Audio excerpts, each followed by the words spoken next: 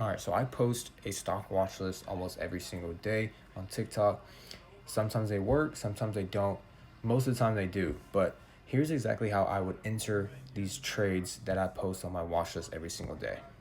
All right, so for an example, PLTR was one of the stocks I was watching going into Friday over this specific key level that I talked about last night on the video. And I'm gonna show you exactly how you could have taken this trade for the lowest risk, highest reward type trade. All right, so just off the daily chart, you can see we did break out pretty nicely today. And then this is where you enter. So you want to drop down to the 5-minute chart because this is the exact time frame I trade on. You wait for the 5-minute close over your key level that we have marked off here. You can see the first 5 minute of the open, we break out over that level and we close above it, which is a very strong sign.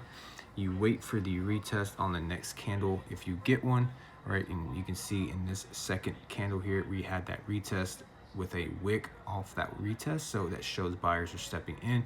You take that trade around this level, right? With the stop loss all the way down to low of day, which is a very small loss. And you potentially target all the way up at these highs, right? You obviously mark off your target points before you enter the trade to be smart, but you have this huge risk, right? It's huge reward and small risk here. So that's how you enter a trade off the 5-minute chart in simple form.